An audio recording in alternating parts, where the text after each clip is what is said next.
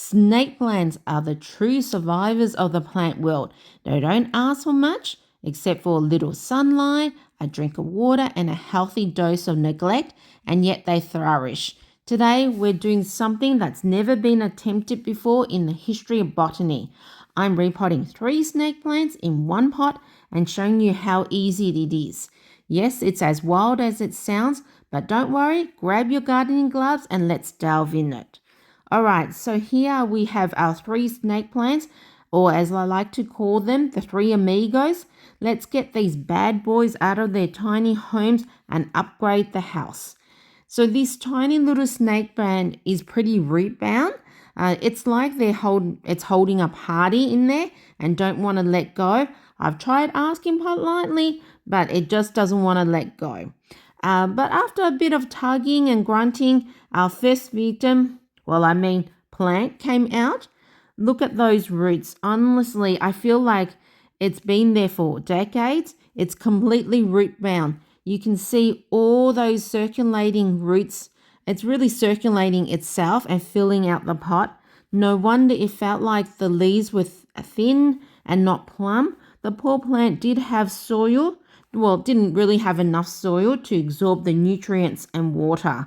So I'm glad that this plant has been caught in time so I can actually repot it into a bigger pot for it to thrive. Okay, now for the second plant, this one was easy. It was like the rebellious child of the bunch. This one has never been repotted, and the soil that came from the nursery garden was completely wrong. I'm talking about it was too much mulch in the soil. No wonder this one had hardly any roots, even though it's a tall plant. And basically what was happening that was the soil has too much mulch, so the actual soil was holding too much moisture. And snake plants don't like to have their feet sitting in soggy soil or moist soil for far too long. This third one got some pretty solid roots, but nothing like the first plant. But once I've taken them all out of the pot, let's set these bad boys aside. And now the pot side, let's choose a good pot size. So this new pot, the plants are going in. Only joking, this is way too big. We don't want the roots of the plant rotting away because if the pot is too big, the soil is going to stay too moist for too long. So we're going to choose a pot that has drainage holes in it, like a plastic nursery pot, so that the excess water can be drained away. Now this pot size is perfect. Enough room to place the 3 plants in and room for the plants to actually grow healthy roots. The home is going to turn into a mini mansion from having the snake plants from 2 pots that were 14 centimeters and 1 pot that was 10 centimeter square pot.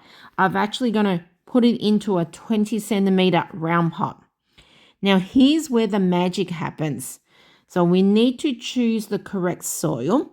I tend to like a soil mixture that consists of 50% cactus soil and 50% potting mix, with a small sprinkle of a few pieces of horticultural charcoal to help prevent those nasty bacteria and fungus that can build up in the soil. Let's dig a hole in the soil and place our 3 amigos in the pot. Now we've got to make sure they're not crowding each other too much. I don't need any plants fighting and breaking out in here. I think of it like moving into a new apartment and figuring out where the couch goes. Also, I want to bury the plants. Well, I don't really want to bury the plants too deep. I want to make I want to make sure all the roots are in the soil, but the leaves are only about 1 inch or 1.5 centimeters maximum in the soil.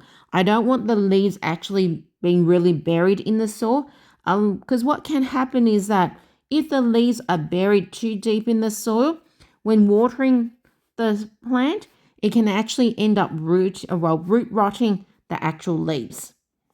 Now we're going to poke the soil with a stick and give a pot a good shake to get rid of air pockets.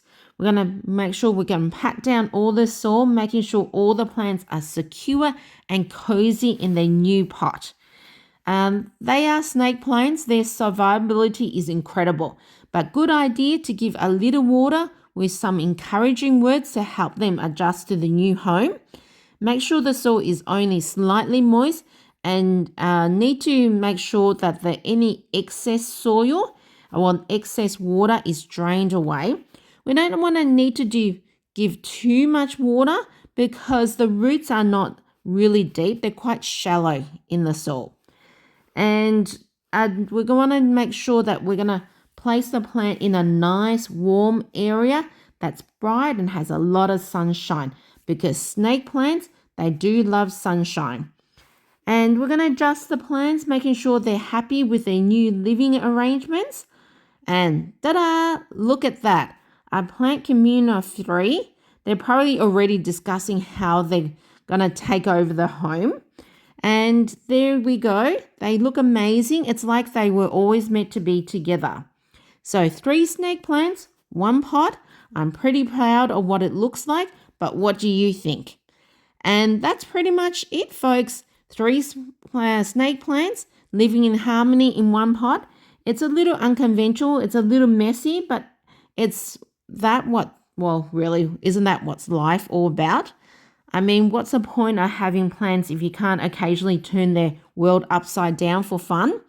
Well, in truth, not really turning the world upside down, because snake plants are super tough. And that's how easy it is to repot 3 snake plants into 1 pot. Thanks for watching, and remember, the next time you think you can't do something crazy, just go ahead and do it. Your plants will thank you eventually, and help out your crazy plant lady by hitting the likes button. If you want to know issues that can occur with snake plants and the solution, watch this next video here. I'll see you in next video.